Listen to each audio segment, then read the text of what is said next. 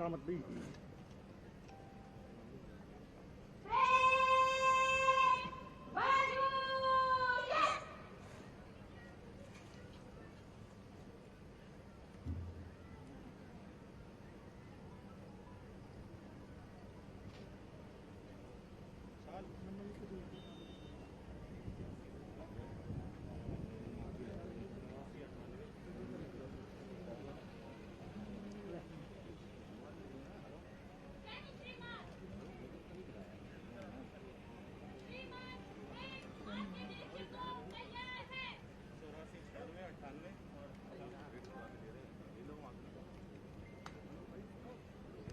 Parade निरीक्षण को तैयार है।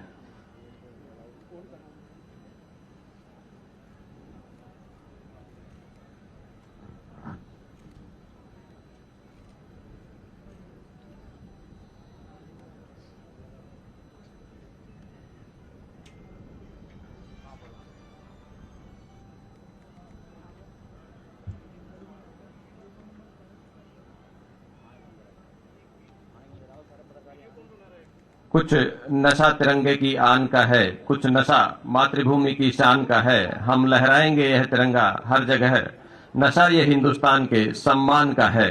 कुछ इसी तरह के संदेश के साथ परेड के निरीक्षण के लिए सलामी वाहन से आगे बढ़ते हुए आज के मुख्य अतिथि हरियाणा के माननीय मुख्यमंत्री श्री मनोहर लाल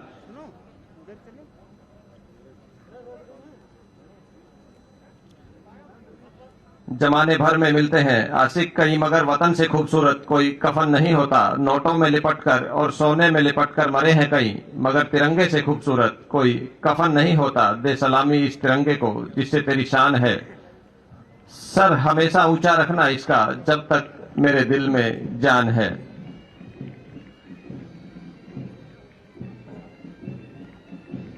परेड का निरीक्षण करते हुए माननीय मुख्य अतिथि महोदय सबसे पहली टुकड़ी हरियाणा पुलिस की, हरियाणा आर्म्ड पुलिस मधुबन, उसके बाद दूसरी टुकड़ी भी हरियाणा आर्म्ड पुलिस मधुबन की, उसके पश्चात हरियाणा पुलिस फरीदाबाद की ये टुकड़ी,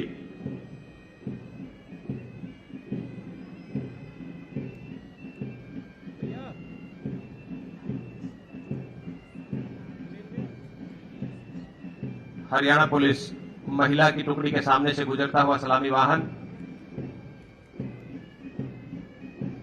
उसके पश्चात एनसीसी के ये जवान, भारत स्काउट्स एंड गाइड की ये टुकड़ी,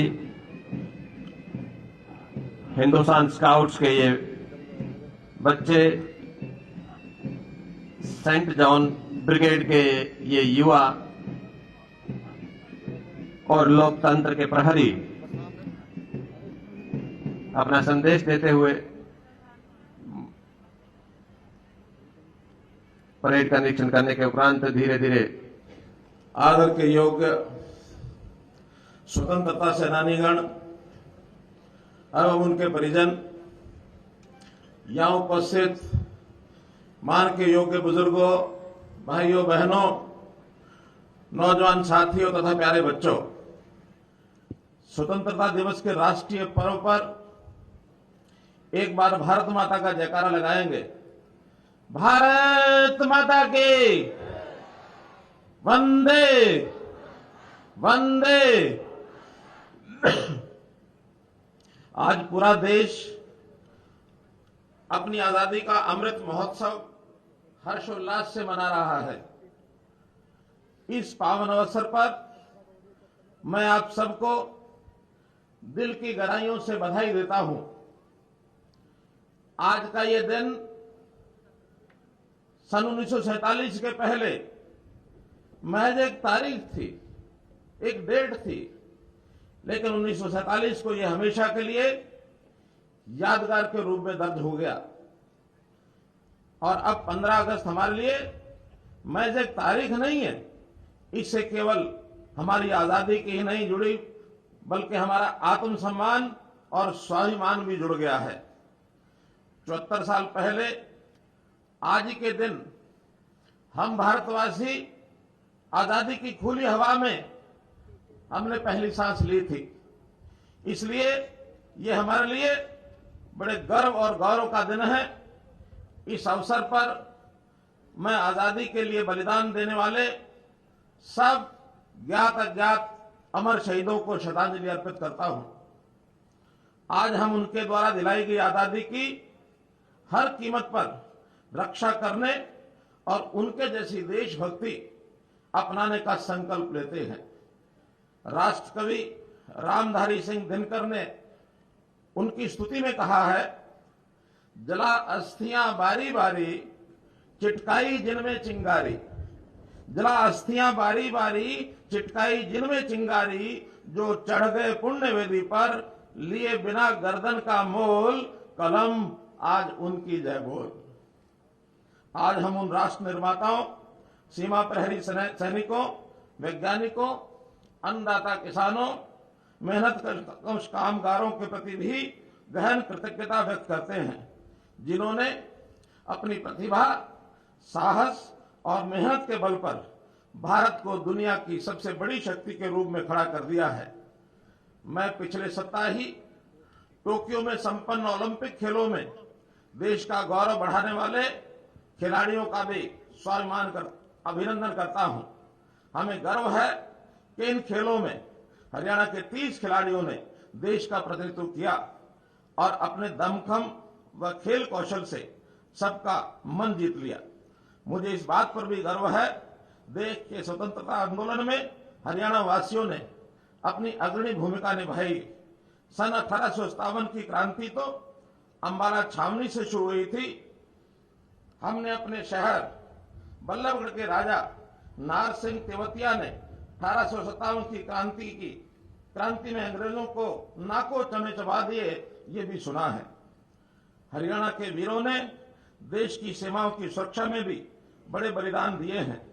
हमें गर्व है कि आज देश की सेना में हर 10वां सैनिक हरियाणा से है।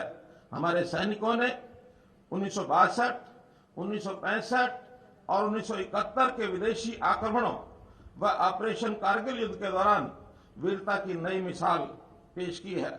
भाइयों बहनों,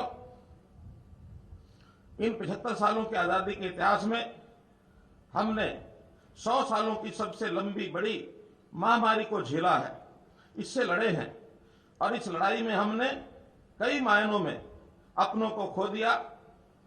उनके प्रति विनम्र श्रद्धांजलि अर्पित करता हूं और इस लड़ाई को लड़ने वाले हमारे सभी योद्धाओं को भी नमन करता हूं। कोरोना की इस महामारी ने हमें आजादी का अपना मूल्य समझाया है। इस पूरी महामारी के दौरान हम गुलाम नहीं थे पर आजाद भी नहीं थे। खुली हवा में सांस लेना क्या होता है हमें महसूस हुआ और समझ भी आया, क्योंकि ऑक्सीजन का संकट जो झेला, वास्तव में उस समय पता लगा कि सांस की कीमत क्या होती है। जो आजादी 1947 में पाई थी वो भी लड़कर पाई थी, और जो आज हमने ये आजादी पाई है कोरोना से, वो भी लड़कर पाई है। इन दोनों लड़ाइयों में जो कुर्बान हुए उनको नमन।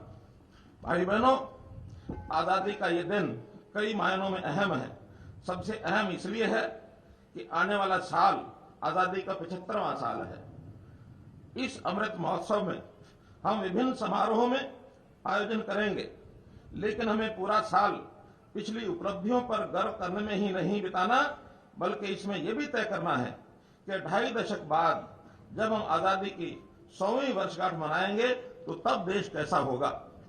आज पूरा संसार श्री नरेंद्र मोदी जी अपने प्रधानमंत्री के कुशल नेतृत्व में भारत में ऐतिहासिक बदलावों का साक्षी है। हमें गर्व है कि स्वतंत्रता के इतिहास में पहली बार भारत को संयुक्त राष्ट्र परिषद की अध्यक्षता करने का अवसर प्राप्त हुआ है। प्रधानमंत्री जी ने महामारी के दौरान दूसरे देशों की मदद कर संसार को हमारी विश्व बंधुत्व की भावना का कायल किया है। आबादी की दृष्टि से दुनिया के दूसरे बड़े देशों की जनता को मुफ्त, पूरे देश की जनता को मुफ्त वैक्सीन लगाने का हमने साहसिक निर्णय लिया है। नई राष्ट्रीय नीति आई जिसमें 21वीं सदी का आत्मनिर्भर भारत बनाने का मार्ग प्रशस्त हुआ है। अयोध्या में मर्यादा पुरुषोत्तम भगवान श्री राम जी का पावन मंदिर बन रहा है। हाल ही में राज्यों को ओबीसी जातियों में अपनी सूची बनाने का अधिकार दिया गया है।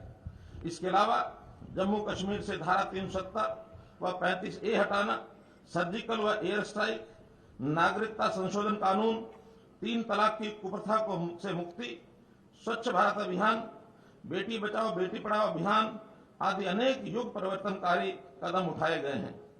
प्रिय प्रदेशवासियों, इस समय हरियाणा प्रदेश में भी तेजी से बदलाव और विकास हो रहा है।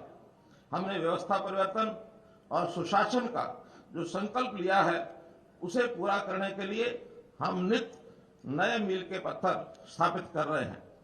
हमने वर्ष 2020 को सुशासन संकल्प वर्ष के रूप में मनाया और इस वर्ष को सुशासन परिणाम वर्ष के रूप में मनाया जा रहा है। सुशासन और व्यवस्था के जरिए हम लोगों में ये विश्वास पैदा करने में सफल हुए हैं कि सरकार उनकी है और वे भी सरकार में हैं। सुशासन से सेवा और भ्रष्टाचार पर रोक के लिए ई गवर्नेंस से गुड गवर्नेंस का जो अभियान हमने चलाया था वह आज परिवार पहचान पत्र तक पहुंच गया है। इस एक ही दस्तावेज के माध्यम से सब सरकारी सेवाएं और योजनाओं का लाभ घर द्वार पर ही मिलेगा। लोगों को कार्यों के चक्कर नहीं काटने पड़ेंगे। आपको पेंशन के लिए भी नहीं भटकना होगा। उम्र होगी पेंशन आ जाएगी। आपको योजनाओं के लिए इधर उधर नहीं जाना होगा। जिस योजना के लिए आप पात्र होंगे वह अपने आप आपको मिल जाएगी। कहने और सुनने में ये सपने जैसा जरूर लग सकता है, पर हम इसे साकार करके दिखाएंगे। भ्रष्टाचार की बात करें तो आप जानते ही हैं कि सीएलयू का दूसरा नाम भ्रष्टाचार था। इसके खेल को हमने पूरी तरह ऑनलाइन करके बंद कर दिया है। सरकारी नौकरियों को हमने एक चुनौती के रूप में मिशन मेरिट में बदला और योग्यता के आधार पर 85,000 युवाओं को नौकरियां दी हैं। हमने कर्मचारियों का तबादला ऑनलाइन कर तबादला उद्योग पर ताला लगा दिया है। हाल ही में हमने आउटसोर्सिंग से जुड़ी सेवाओं में ठेका प्रथा बंद करने के लिए हरियाणा कौशल रोजगार निगम बनाने का निर्णय लिया है। इसी प्रकार कर्मचारियों की सब समस्याओं के निपटान के लिए मानव संसाधन विभाग इसको बनाने की स्वीकृति दी है। हमने कर्मचारियों की एचसीएस और आईएएस पदों पर पदोन्नति को पारदर्शी बनाने के लिए लिखित परीक्षा का प्रावधान किया है। हमने गरीबों के राशन, पेंशन, वजीफों, सब्सिडी में चल रहे गोरख धंधों का आईटी का प्रयोग करके सफाया किया है। सरकारी खजाने में नागरिकों को सहायता देने वाली सैकड़ों स्कीमों को डीबीटी से जोड़ा और पैसा सीधे लाभार्थियों के बैंक खातों में जमा करवाया गया है। जमीनों की रजिस्ट्री में गड़बड़ी को रोकने के लिए रजिस्ट्री के समय प्रस्तुत किए जाने वाले विभिन्न विभागों, बोर्डों व निगमों आदि के अनापत्ति प्रमाण पत्र ऑनलाइन जारी करने शुरू किए। जमीनों के रिकॉर्ड में पारदर्शिता लाने के लिए वेब हेलरेस पूरे प्रदेश में लागू की गई है। परिवहन विभाग में भ्रष्टाचार पर रोक लगाने के लिए ऑपरेशन शुद्धि के तहत डीटीओ के पद बनाए हैं। खनन ठेकों में ई नीलामी और ई रवन्ना स्कीम से पारदर्शिता लाई गई है। व्यवस्था परिवर्तन की इस प्रक्रिया में हमने सरकार कम से कम सुशासन अधिकतम के भाव को मूल में रखते हुए सरकारी लाभ देने में मानवीय हस्तक्षेप को कम किया है।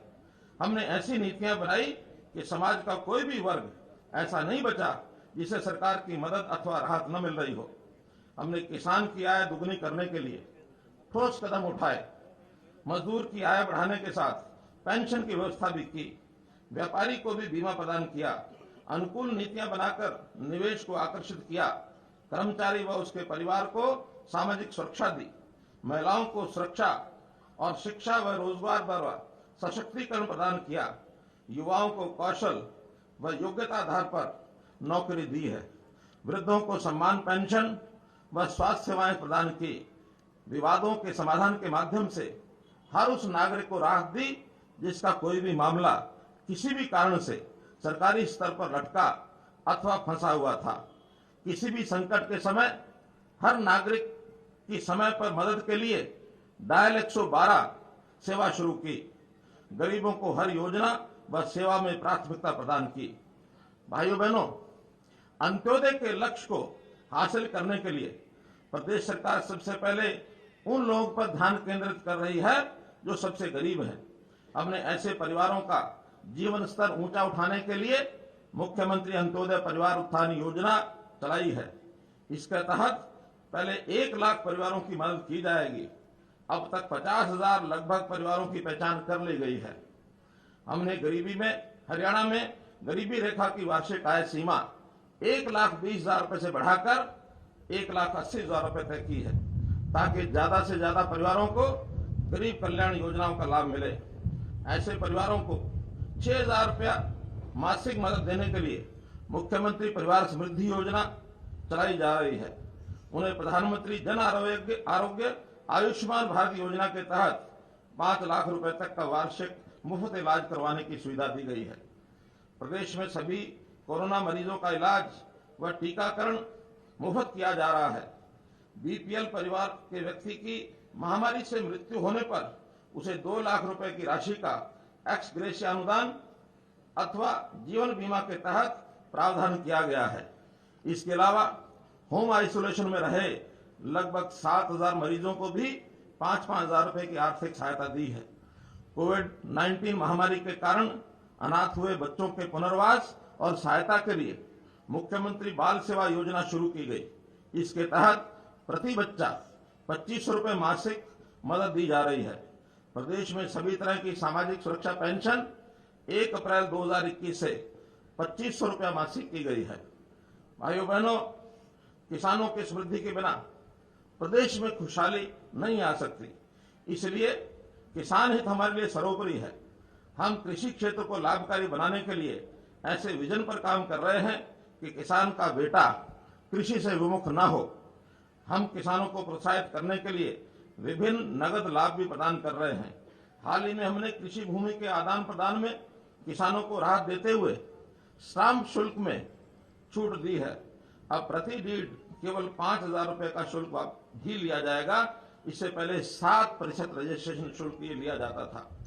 प्रदेश में एफपीओज के जरिए, किसान उत्पादक संगठनों के जरिए किसानों को आधुनिक खेती करने और पैदावार को सरलता से बेचने में मदद प्रदान की जा रही है।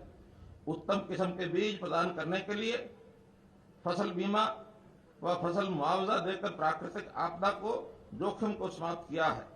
फसल पकने पर उसकी बिक्री के लिए मंडी व्यवस्था को और सुदृढ़ किया गया है। हरियाणा देश का पहला राज्य है जहां सर्वाधिक 11 फसलों के दाने दाने की न्यूनतम समर्थन मूल्य पर खरीद की जाती है। हमने फसल की सरलता से बिक्री के अलावा किसान को सब्सिडी, खाद, बीज और ऋण देने के लिए मेरी फसल मेरा ब्यौरा पोर्टल शुरू किया है। किसान परेशान होता था, कागज की पर्चियां लेकर घूमता था। मेरी फसल मेरा ब्यौरा पोर्टल के माध्यम से सारे काम वो अपने फोन से अपने घर बैठकर कर सकता है और पैसा अब किसी और को नहीं जाता, किसान के खाते में सीधा जाता है। आधुनिक ढंग से फलों, फूलों, सब्जियों की खेती के लिए सरकार हर संभव सहायता उपलब्ध करवा रही है, जिसमें फसल के नुकसान की भरपाई के लिए मुख्यमंत्री बागवानी बीमा योजना और बाजार में फसल के कम दाम होने पर उसकी भरपाई के लिए भावांतर भरपाई योजना शामिल है। हमने नई तकनीक से खेती करने वाले प्रगतिशील किसानों को प्रोत्साहित करने के लिए प्रगतिशील किसान सम्मान योजना में 50,000 रुपए से 5 लाख रुपए तक के पुरस्कार देने की व्यवस्था की है। आपने पिछले दिनों अखबारों में यह खबर पढ़ी होगी कि चेन्नई एक ऐसा शहर है जिसका भूमिगत जल पूरी तरह से खत्म हो चुका है। अब पीने के पानी की भी वहां के लोग समुद्र के पानी पर पूरी तरह निर्भर हो गए हैं। हरियाणा देश का भूजल स्तर भी पिछले कई सालों से लगातार कम हो रहा है। धान की लगातार हो रही खेती की वजह से हालात बद से बदतर हो गए। पिछली सरकारों ने इस ओर कभी ध्यान नहीं दिया। हमारी सरकार ने गिरते वाटर लेवल को कम करने के लिए मेरा पानी मेरी विरासत योजना की शुरुआत की, जिसके तहत जो भी किसान धान की खेती छोड़कर कपास, मक्का, अरहर, मूंग या फिर किसी दूसरी फसल की तरफ रुख करता है, उसे 7,000 रुपया प्रति एकड़ की प्रोत्साहन राशि हमारी सरकार की तरफ से दी जा रही है। अभी तक हजारों किसान लगभग 1 लाख एकड़ पर अन्य फसलें बोकर इस योजना का लाभ उठा चुके हैं। हमने हर खेत को स्वस्थ खेत बनाने के लिए प्रदेश में मृदा परीक्षण प्रयोगशालाएं खोली हैं। ये प्रयोगशालाएं शिक्षण संस्थानों में भी खोली गई हैं, जिनमें विद्यार्थी अर्न व्हाइल यू लर्न अर्थात काम करे, पढ़ाई करे और साथ में पैसा भी कमाए। कार्यक्रम के तहत मृदा परीक्षण के लिए एक निश्चित शुल्क ले सकता है, पढ़ाई के साथ साथ कमाई भी कर सकता है। हमने आधुनिक तकनीक से कम पानी में अधिकतम सिंचाई को भी बढ़ावा दिया है। इसके लिए सूक्ष्म सिंचाई योजना, फवारा संयंत्र प्रणाली, भूमिगत पाइपलाइन स्कीम, टपका सिंचाई योजना आदि चलाई जा रही है। नहरी पानी की लीकेज को रोकने के लिए प्रदेश में कच्चे रजवाहों को पक्का किया जा रहा है और 20 साल से अधिक पुराने रजवाहों को दोबारा पक्का किया जा रहा है। और हमारा संकल्प है कि हम हर खेत तक पानी लेकर जाएंगे और हर किसान तक उसके हिस्से का पानी पहुंचाएंगे और ये हम माइक्रो इरिगेशन के जरिए करके दिखाएंगे।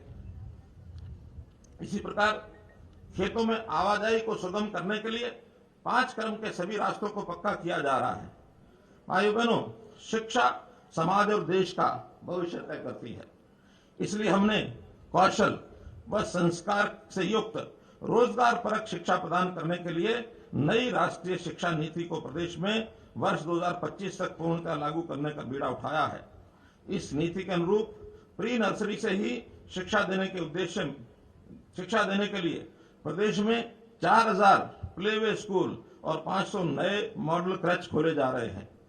प्रदेश में ऐसे शिक्षण संस्थान तैयार किए जा रहे हैं जिनमें नन्हे बच्चे की केजी से पीजी तक की शिक्षा प्रदान की जाएगी।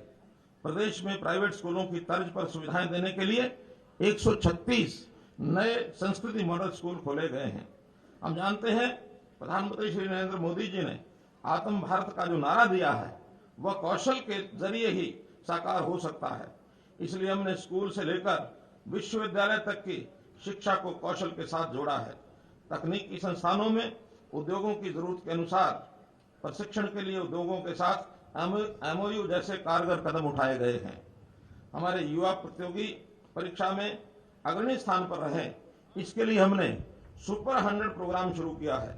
ये गर्व की बात है कि इसके तहत कोचिंग पाने वाले विद्यार्थी आईआईटी मेंस और नीट जैसी राष्ट्रीय स्तर की परीक्षाओं में मेरिट में स्थान प्राप्त कर रहे हैं।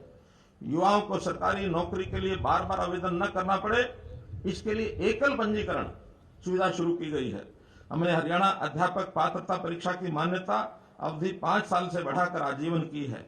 विदेशों में शिक्षा तथा रोजगार के अवसर तलाश कर रहे विद्यार्थियों के निःशुल्क पासपोर्ट बनाए जा रहे हैं। प्रदेश के युवाओं को अधिक से अधिक रोजगार के अवसर उपलब्ध हो, इसको करवाने के लिए निजी क्षेत्र के उद्यमों में उन्हें 75% आरक्षण ये दिया जा रहा है। इन 75 सालों में ही देश ने ओलंपिक में अपने 100 सालों के इतिहास का सर्वश्रेष्ठ प्रदर्शन किया और मुझे खुशी है कि हरियाणा उसमें अग्रणी रहा। हमारे युवाओं की खेलों में उपलब्धियों का जिक्र आते ही हमारा सीना गर्व से चौड़ा हो जाता है। हरियाणा के खिलाड़ियों ने ओलंपिक, कॉमनवेल्थ, एशियाई खेलों और अन्य अंतर्राष्ट्रीय प्रतियोगिताओं में पदक जीतकर अपनी शारीरिक दक्षता और मानसिक दृढ़ता का लोहा मनवाया है। टोक्यो ओलंपिक में नीरज चोपड़ा ने स्वर्ण पदक, पहलवान रवि दहिया ने रजत और बजरंग पूनिया ने कांस्य पदक जीतकर देश व प्रदेश का नाम रोशन किया है। हॉकी में कांस्य पदक जीतने वाली टीम में हमारे 2 खिलाड़ी सुरेंद्र कुमार और सुमित कुमार शामिल हैं। महिला हॉकी टीम में तो 9 खिलाड़ी हरियाणा की हैं जिन्होंने अपने दमखम और कौशल से सबका मन जीता है। हरियाणा देश का पहला राज्य है जो पदक जीतने वाले खिलाड़ियों को पुरस्कार स्वरूप सर्वाधिक नगद राशि देता है। ओलंपिक में स्वर्ण पदक जीतने वाले खिलाड़ी को 6 करोड़ रुपया, रजत पदक के लिए 4 करोड़ रुपए और कांस्य पदक के लिए 2.5 करोड़ रुपए की राशि और प्रथम श्रेणी की अधिकारी की नौकरी दी जाती है। चौथे स्थान पर रहने वाले खिलाड़ियों को 50-50 लाख रुपए की राशि इस बार दी गई है। जो खिलाड़ी ओलंपिक में देश का प्रतिनिधित्व करते हैं उन्हें 15-15 लाख रुपया नगद पुरस्कार दिया जाता है। हरियाणा ने ही देश में पहली बार ओलंपिक की तैयारी के लिए 5 लाख रुपए की प्रोत्साहन राशि एडवांस देने का भी प्रावधान किया है। खिलाड़ियों के लिए रोजगार सुनिश्चित करने के लिए खेल विभाग में 550 नए पद सृजित किए हैं। इसके अलावा 85 खिलाड़ियों को सरकारी नौकरी प्रदान कर दी गई है। हमने अर्जुन, द्रोणाचार्य और ध्यानचंद पुरस्कार अवार्ड जीतने वाले खिलाड़ियों का मासिक मानदेय बढ़ाया है। तेनजिंग नोरगे व भीम पुरस्कार विजेताओं को मानदेय देने की शुरुआत भी की है। इसके अलावा खेलों का आधुनिक इंफ्रास्ट्रक्चर भी प्रदेश में विकसित किया है। इसी के बल पर हरियाणा पहली बार खेलो इंडिया प्रतियोगिता इसकी मेजबानी करेगा। प्रिय प्रदेशवासियों, हम महिलाओं को सुरक्षा के साथ साथ उन्हें आर्थिक व सामाजिक रूप से सशक्त करने के लिए प्रतिबद्ध हैं। हमने पंचायती राज संस्थाओं में उन्हें पुरुषों के समान 50% प्रतिनिधित्व दिया है। महिलाओं के उत्तम स्वास्थ्य के लिए मुख्यमंत्री दूध उपहार योजना, प्रधानमंत्री मातृवंदना योजना एवं महिला एवं किशोरी सम्मान योजना लागू की है। मुझे ये बताते हुए खुशी हो रही है कि माननीय प्रधानमंत्री श्री नरेंद्र मोदी जी के बेटी बचाओ बेटी पढ़ाओ कार्यक्रम के परिणाम स्वरूप प्रदेश में लिंगानुपात दर वर्ष 2014 के 871 के मुकाबले अब 921 हो गई है। महिला सुरक्षा को सुदृढ़ करने के लिए पुलिस में उनकी संख्या 15% की जा रही है। प्रदेश में 31 महिला थाने खोलना, दुर्गा शक्ति app, Durga rapid action force, Durga वाहिनी की स्थापना, बलात्कार के आरोपी की सभी सुविधाएं निलंबित करना, पीड़िता की आर्थिक व कानूनी मदद, मामले की 1 माह में जांच, फास्ट ट्रैक कोर्ट, दिन में विशेष पेट्रोलिंग और रात्रि गश्त आदि की व्यवस्था पहले से ही की गई है। भाइयों बहनों, किसी भी देश अथवा समाज की प्रगति के लिए उसके नागरिकों का स्वस्थ होना ये बहुत जरूरी है। इसलिए हमने चिकित्सा सुविधाओं का विस्तार किया है, जिससे हम कोविड-19 महामारी से लड़ने में सफल रहे हैं। इसकी दूसरी लहर में हमने ऑक्सीजन की पर्याप्त व्यवस्था की और मरीजों के घर द्वार पर भी ऑक्सीजन पहुंचाई।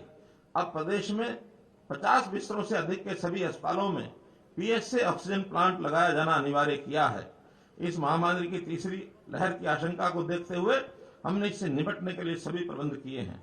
हम स्वास्थ्य के क्षेत्र में आयुष पद्धतियों के महत्व को भी समझते हैं, इसलिए हमने आयुर्वेद चिकित्सा पद्धति को आयुष्मान भारत योजना से जोड़ा है। इसके लिए Ayush health and wellness centre स्थापित किए जा रहे हैं। इसके अलावा हम योग को भी बढ़ावा दे रहे हैं। प्रदेशवासियों, मेरे मित्रों, वर्तमान समय में पर्यावरण प्रदूषण हमारे लिए गंभीर चुनौती है। इसलिए हमने पर्यावरण संरक्षण के लिए कारगर प्रयास किए हैं। वृक्ष हमें प्राणवायु ऑक्सीजन देते हैं, इसलिए हमने उनकी सेवाओं का सम्मान करते हुए उन्हें भी पेंशन प्रदान की है। 75 साल से अधिक आयु के वृक्षों के रखरखाव के लिए प्राणवायु देवता पेंशन स्कीम, इसके तहत 2500 रुपए प्रतिवर्ष प्रति पेड़ पेंशन का प्रावधान किया है। पर्यावरण संरक्षण के लिए सभी शहरों में ऑक्सी-1 लगाए जाएंगे। पंचायतों की 10% भूमि पर भी ऑक्सी-1 स्थापित किए जाएंगे। ऑक्सीजन की खेती करने वाले किसानों को जल्द ही कार्बन क्रेडिट स्कीम का लाभ दिया जाएगा। आप जानते हैं कि कृषि के साथ साथ उद्योग भी हमारी अर्थव्यवस्था का मूल आधार है। रोजगार सृजन में भी उद्योगों की अहम भूमिका है। मुझे गर्व है कि मुझे भारतीय साहित्य में सूर्य के समान माने जाने वाले महाकवि संत सूरदास जी को जन्म देने वाली पावन धरा पर आज तिरंगा फहराने का अवसर मिला है। ये महान सूफी संत बाबा फरीद की भी भूमि है, जिन्होंने इसे वर्ष 1607 में बसाया था। यही वह शहर है जहां देश विभाजन की विभीषिका को झेलते हुए लाखों लोग पुरुषार्थी समाज के रूप में एनआईटी क्षेत्र में आकर बसा है। प्रधानमंत्री श्री नरेंद्र मोदी जी ने 14 अगस्त को प्रतिवर्ष विभाजन विभीषिका दिवस के रूप में याद करने की घोषणा की है। भारत की आजादी के उपरांत औद्योगिकरण की शो विंडो विकसित करने के उद्देश्य से इस ऐतिहासिक शहर में एनआईटी की स्थापना की गई, जहां इसी पुरुषार्थी समाज ने अपने कठिन परिश्रम से फरीदाबाद को एशिया की 9वीं सबसे बड़ी औद्योगिक संपदा के रूप में मान्यता दिलाई। इन उपलब्धियों के लिए मैं यहाँ के उद्योगपतियों, व्यापारियों व कामगारों सहित सब नागरिकों को बधाई देता हूँ। हमने प्रदेश में आर्थिक विकास एवं रोजगार के अवसर उपलब्ध करवाने के लिए 1 जनवरी 2021 से हरियाणा उद्यम एवं रोजगार नीति 2020 की लागू की है। इस नीति का लक्ष्य 5 लाख नई नौकरियों का सृजन करना, 1 लाख करोड़ रुपए से अधिक के निवेश के अवसर पैदा करना तथा निर्यात को 2 लाख करोड़ रुपए तक दोगुना करना है। हमने उद्योगों को बढ़ावा देने के लिए प्रदेश में एमएसएमई विभाग का गठन किया है। हमारी उद्योग सहायक नीतियों का परिणाम है कि हरियाणा तेजी से तरक्की कर रहा है, और इसकी सराहना नीति आयोग ने भी की है। नीति आयोग की रिपोर्ट में हमारा तेजी से तरक्की करने वाले राज्यों में देश में प्रथम स्थान है। स्टार्टअप इंडिया कार्यक्रम में भी हरियाणा अग्रणी राज्य के रूप में उभरा है। राज्य में अब तक 4000 से ज्यादा युवा स्टार्टअप का पंजीकरण हो चुका है। हमने 20 साल से अधिक समय से किराए पर या लीज पर अथवा लाइसेंस फीस पर चल रही पालिकाओं की दुकानों व मकानों की मलकियत उन पर काबिज दुकानदारों को दे दी है। यही नहीं, हमने व्यापारियों के लिए भी 2 बीमा योजनाएं शुरू की हैं। प्रिय प्रदेशवासियों, पंचायतें गांव की सरकार मानी जाती है, इसलिए हमने प्रदेश में पढ़ी लिखी पंचायतों का ऐतिहासिक फैसला लिया। हमने उन्हें अनेक अधिकार भी दिए। उन्हें स्वच्छता, जल संरक्षण, फसल अवशेष जलाने में कमी लाने जैसे विभिन्न कार्यों पर निगरानी रखने की शक्तियां प्रदान की हैं। उन्हें गांव में शराब का ठेका खोलने या न खोलने की शक्तियां भी दी हैं। हमने पंचायती राज संस्थाओं के सब प्रतिनिधियों को पेंशन देकर उनका सम्मान भी बढ़ाया है।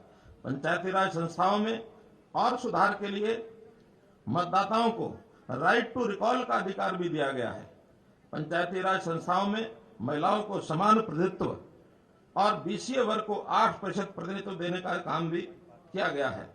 इसी प्रकार सभी नगर निकायों को शक्तियों के विकेंद्रीकरण के लिए कई कदम उठाए हैं। इस दिशा में शहरी निकायों को मजबूत करने के लिए हमने मेयर का चुनाव ये सीधे ही करवाया है। हरियाणा के सबसे अग्रणी औद्योगिक जिले फरीदाबाद की पहचान पिछले कुछ दशकों में धीरे धीरे खत्म हो रही थी। फरीदाबाद को एक बार फिर से औद्योगिक नगरी के तौर पर पहचान दिलाने के लिए और इंफ्रास्ट्रक्चर के विकास के लिए हमने फरीदाबाद म्यूनिसिपैलिटी डेवलपमेंट अथॉरिटी बनाई है, जिसके सुखद परिणाम मिलने भी शुरू हो चुके हैं। गुरुग्राम की तरह मानेसर भी कंपनियों के लिए बड़ा हॉट डेस्टिनेशन बन रहा है। वहां पर गुरुग्राम की तुलना में सस्ती जमीन उद्योगों को मिल रही है। गुरुग्राम की तरह मानेसर में भी अपार संभावनाएं हैं। गुरुग्राम की तर्ज पर मानेसर का भी विकास हो, इसके लिए हमने उसे नगर निगम का दर्जा दिया है। नगर निगम बनने के बाद वहां के विकास की गति बढ़ेगी। इसी प्रकार पंचकुला की भी अलग डेवलपमेंट अथॉरिटी ये होगी। पंचायती राज संस्थाओं और शहरी स्थानीय निकायों की वित्तीय स्थिति मजबूत करने के लिए संपत्ति के पंजीकरण और लगाए गए स्टाम्प शुल्क का 2% राजस्व उन्हें प्रदान किया गया है। भाइयों बहनों, हम जानते हैं कि विकास का रास्ता गांव के गलियारों से होकर गुजरता है, इसलिए गांव का विकास हमारी सर्वोच्च प्राथमिकता है। हम माननीय प्रधानमंत्री जी श्री नरेंद्र मोदी जी के ग्रामोदय से भारतोदय नारे को मूर्त रूप देने में लगे हैं। हमने ग्रामीण क्षेत्रों को डिजिटल बनाने के लिए ग्राम दर्शन पोर्टल शुरू किया है। इस पर 6197 ग्राम पंचायतों का डिजिटल डाटा ये उपलब्ध रहेगा। ग्रामीणों को उनकी संपत्ति का मालिकाना हक देने के लिए सभी गांवों को लाल डोरा मुक्त करने की योजना चलाई है, जिससे बाद में प्रधानमंत्री स्वामित्व योजना के नाम से पूरे देश में लागू किया गया है। भाइयों बहनों, हरियाणा बहुत आगे बढ़ चुका है, आर्थिक सामाजिक बदलाव के लिहाज से भी और हकदारों की जन जागृति के लिहाज से भी। इसलिए जब कोई सरकार मिशन मोड में काम करती है तो उस प्रदेश के नागरिकों में भी एक ऐसी ऊर्जा और उत्साह का संचार होता है जिसे अव्वल आने की चाहत पैदा होती है। हमारा लक्ष्य बस यही है, हरियाणा का युवा, हरियाणा का किसान, हरियाणा के उद्यमी, हरियाणा के शिल्पकार और सीमाओं पर खड़ा देश का हर 10वां जवान जो हरियाणा से है, अव्वल आने और तरक्की करने की चाहत से लबरेज रहे। हमने हरियाणा को अव्वल बनाने के लक्ष्य को ध्यान में रखकर ही जो स्वर्णिम निर्णय लिए हैं, जिनके सुखद परिणाम भी अब सामने आ रहे हैं। ये ऐसे कुछ नए परिवर्तन हैं जो भविष्य में हरियाणा को अति विकसित राज्य बनाने में महत्वपूर्ण भूमिका निभाएंगे। मुझे विश्वास है कि इनसे हरियाणा सभी क्षेत्रों में अग्रणी राज्य बनेगा। आइए आज आजादी के अमृत महोत्सव पर हम अपनी महान सांस्कृतिक परंपराओं और उच्च नैतिक मूल्यों पर चलते हुए देश व प्रदेश की अधिक स्वच्छ, स्वस्थ, समृद्ध, सशक्त व विकसित बनाने के लिए कठोर परिश्रम करने का संकल्प दोहराएं। अंत में मैं आप सबको आज आजादी के अमृत महोत्सव की पुनः शुभकामनाएं देता हूं। मैं पूर्व प्रधानमंत्री भारत रत्न स्वर्गीय अटल बिहारी वाजपेयी जी की कविता की पंक्तियों से अपने संबोधन को विराम दूंगा। ये कविता चुनौतियों से निपटने व प्रगति के पथ पर आगे बढ़ने के लिए प्रेरित करती है। उन्होंने अपनी कविता में बोला है बाधाएं आती हैं आए, बाधाएं आती हैं आए, घिरे प्रलय की घोर घटाएं, पांव के नीचे अंगारे, पांव के नीचे अंगारे, सिर पर बरसे यदि ज्वालाएं, निज हाथों में हंसते हंसते आग लगाकर जलना होगा, कदम मिलाकर चलना होगा। मेरे साथ मिलकर 3 बार बोलें, जय हिंद, जय हिंद, जय हिंद। धन्यवाद।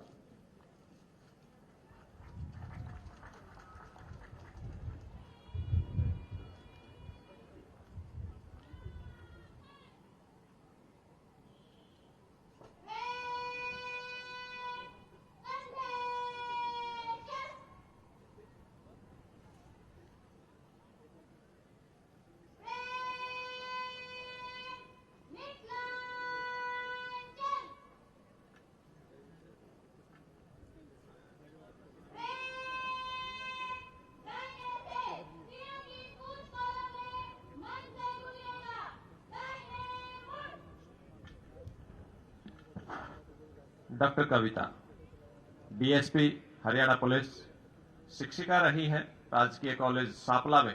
आपने शिक्षण का कार्य किया है, उसके बाद देश के सेवा के लिए पुलिस सेवा को चुना। आज की परेड कमांडर।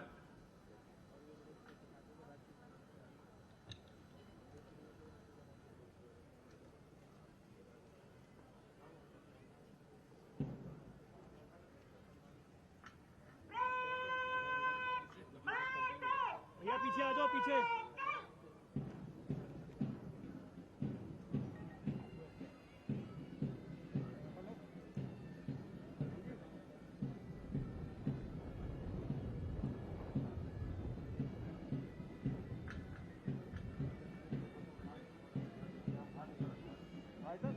पीछे आ जाओ भैया, इधर नीचे, पीछे पीछे।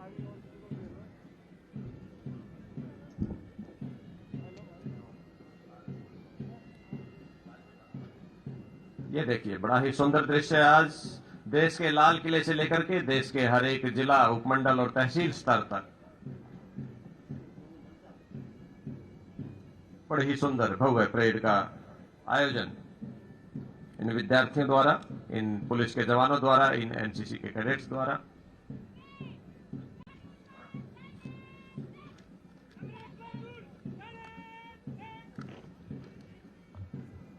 सेवा, सुरक्षा व सहयोग के लिए हरियाणा पुलिस एकता, अखंडता, शौर्य और अनुशासन का प्रतीक। सबसे पहली टुकड़ी एएसआई सुल्तान सिंह के नेतृत्व में एचएपी मधुबन, उसके बाद दूसरी टुकड़ी एएसआई नरमेल सिंह के नेतृत्व में मंच के ठीक सामने से गुजरते हुए हरियाणा आर्म्ड पुलिस मधुबन की ये दूसरी टुकड़ी है। हरियाणा पुलिस फरीदाबाद की ये टुकड़ी पीएसआई सुरेंद्र के नेतृत्व में सलामी मंच के सामने से गुजरते हुए अपनी आजादी को हरगिज भुला सकते नहीं, सर कटा सकते हैं लेकिन सर झुका सकते नहीं। हरियाणा पुलिस महिला की ये टुकड़ी पीएसआई ममता के नेतृत्व में ओज, वीरता और मातृशक्ति के संयम की प्रतीक, देश की रक्षा के लिए सेना में जाने को तैयार, जोश व अनुशासन से भरी हुई एनसीसी की टुकड़ी जिसका नेतृत्व कर रहे हैं senior under officer Pawan Sharma. हम भी हैं तत्पर राष्ट्र की सेवा के लिए, ऐसी भावना का संदेश देते हुए भारत स्काउट गाइड के टुकड़ी स्काउट लीडर विश्वजीत के नेतृत्व में मंच के ठीक सामने से गुजरते हुए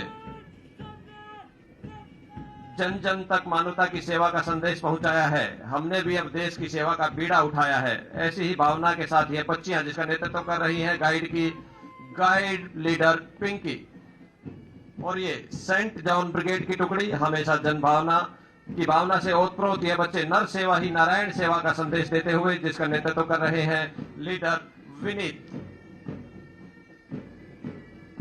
और ये आपका वोट राष्ट्र निर्माण के यज्ञ में आहुति है। 18 वर्ष की आयु होते ही वोट बनवाए, लोकतंत्र के प्रहरी, प्रजातंत्र के प्रहरी जिसका नेतृत्व कर रहे हैं लीडर रवि। और ये हरियाणा पुलिस का बैंड अपने स्वर लहरियां बिखेरता हुआ आज हेलीपैड ग्राउंड फरीदाबाद के इस मैदान में मंच के ठीक सामने से गुजरते हुए